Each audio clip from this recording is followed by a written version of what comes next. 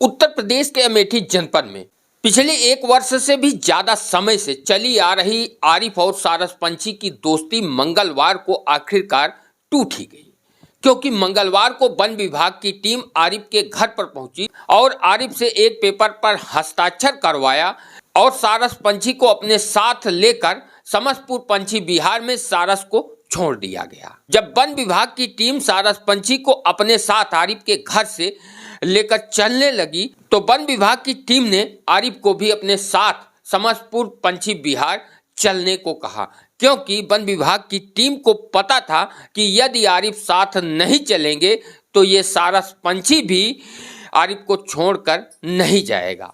और जब वन विभाग की टीम आरिफ के साथ सारस पंछी को लेकर समस्तपुर पंछी विहार पहुंचती है तो आरिफ को वहां से वन विभाग की टीम ने वापस भेज दिया और सारस पंछी को वन विभाग की टीम ने समस्तपुर पंछी विहार में छोड़ दिया। जब आरिफ अपने सबसे प्रिय दोस्त सारस पंछी को समस्तपुर पंछी विहार में छोड़कर आ रहे थे तो उनका मन बहुत उदास था, उनकी आंखों में आंसू था और पिछले एक वर्ष में बिताए हुए वो पल जो सारस पंछी के साथ आरिफ ने बिताया था वो उनके दिमाग में चल रहा था। आपको बता दें कि सोशल मीडिया में जब आरिफ और सारस की दोस्ती वायरल हुई तो उस दोस्ती के किस्से को सुनकर समाजवादी पार्टी के राष्ट्रीय अध्यक्ष अखिलेश यादव आरिफ से मिलने उनके गांव अमेठी के मंडका पहुंचे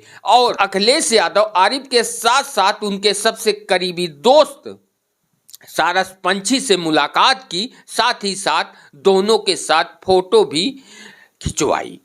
उस फोटो को अखिलेश यादव ने अपने सोशल मीडिया प्लेटफॉर्म में अपलोड किया और दोनों की दोस्ती की मिसाल दी। जैसे ही समाजवादी पार्टी के राष्ट्रीय अध्यक्ष अखिलेश यादव को पता चला कि वन विभाग की टीम ने सारस पंछी को आरिफ से अलग कर दिया है तो अखिलेश यादव ने ट्वीट कर वन विभाग की टीम पर जमकर निशाना साधा।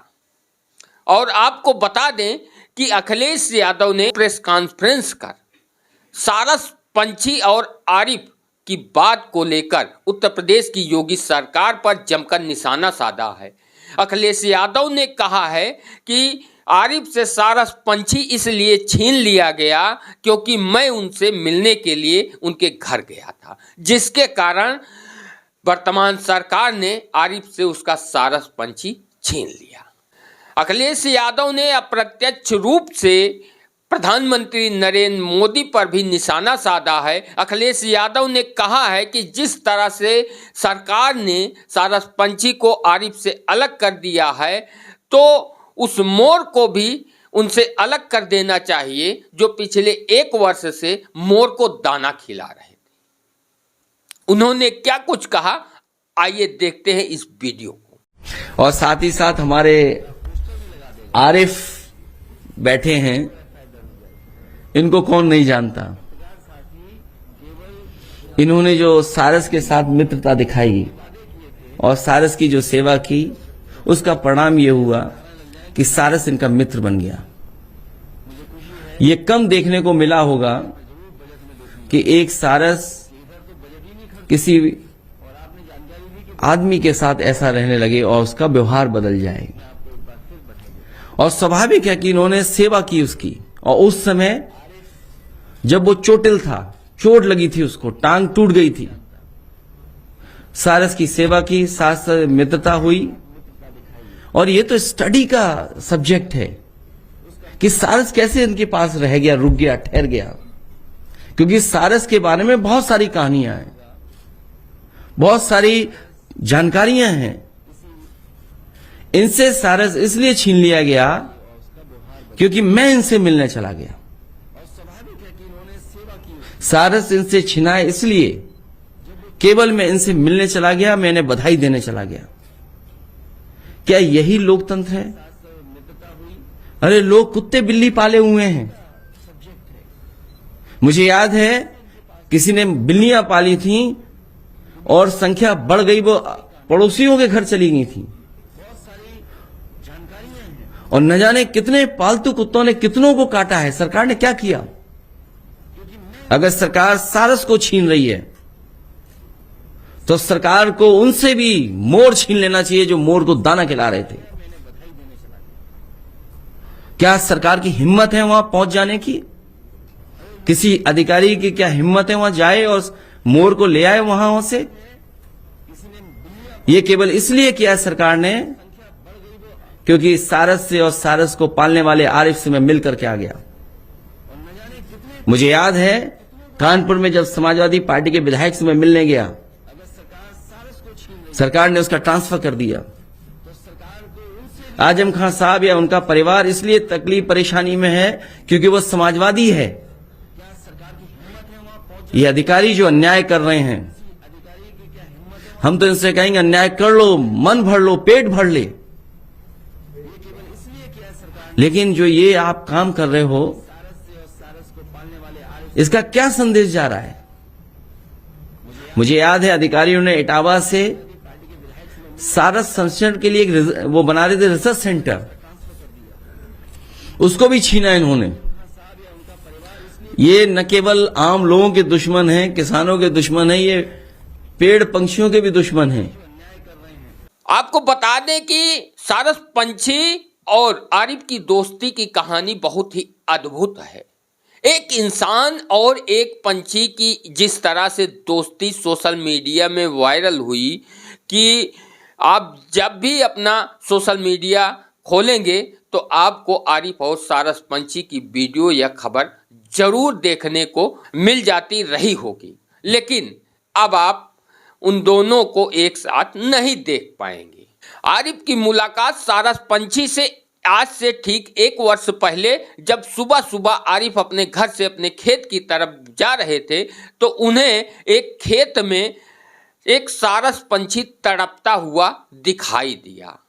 और जब आरिफ ने देखा कि सारस पंछी बहुत ही निरीह भाव से आरिफ को देख रहा है तो एक बार उन्होंने सारस पंछी के पास जाने का मन बनाया, लेकिन फिर अचानक से उनके मन में ख्याल आया कि कहीं सारस पंछी उन पर हमला न कर दे यदि उसके पास जाते हैं तो।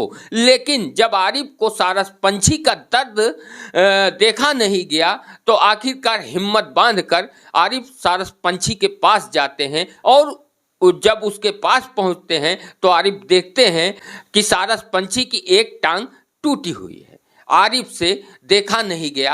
आरिफ ने सारस पंछी को अपने साथ अपने घर लेकर आए और 1.5 महीने तक देसी तरीके से सारस पंछी का इलाज किया। आखिरकार आरिफ की मेहनत रंग लाई और 1.5 महीने बाद सारस पंछी आखिरकार चलने लगा।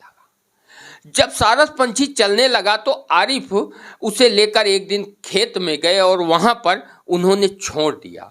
यह सोचकर आरिफ ने सारस पंछी को छोड़ा था कि यह अब अपने समुदाय में चला जाएगा और खुश रहेगा, लेकिन सारस पंछी ने आरिफ को नहीं छोड़ा। जब आरिफ सारस पंछी को छोड़कर अपने घर की तरफ वापस आ रहे थे तो सारस पंछी भी उनके पीछे पीछे उनके घर चला आया। सारस पंछी और आरिफ एक दूसरे के बिना एक पल भी नहीं रह पाते थे, यहाँ तक कि एक साथ भोजन करते थे। और सुबह मॉर्निंग वॉक पर जब आरिफ जाते थे तो सारस पंछी भी उनके साथ जाता था। और जब आरिफ बाजार जाते थे अपनी बाइक से तो सारस पंछी आरिफ के ठीक ऊपर ऊंचाई पे उड़कर आरिफ के साथ साथ बाजार जाता था और वहां से वापस घर आता था। इंसान और पंछी की अद्भुत दोस्ती थी, लेकिन जिस तरह से वन विभाग की टीम ने किया, क्या वह सही है? कमेंट करके जरूर बताएं। यदि आरिफ ने सारस को किसी तरह से जबरदस्ती अपने साथ रखा होता तो वन विभाग की टीम ने जो किया वो बहुत ही उचित कार्य होता, लेकिन जब एक पंछी स्वयं इंसान के साथ रहना चाहता है तो आखिर वन विभाग ने जो किया वह कितना सही है? कमेंट करके जरूर बताएं। और यदि वीडियो पसंद आए तो वीडियो को लाइक करें और हमारे YouTube चैनल कौशाम्बी टाइम्स को सब्सक्राइब नहीं किया है तो कृपया सब्सक्राइब करें। और यदि आप इस वीडियो को फेसबुक पेज पर देख रहे हैं तो हमारे फेसबुक पेज कौशाम्बी टाइम्स को फॉलो करना ना भूलें।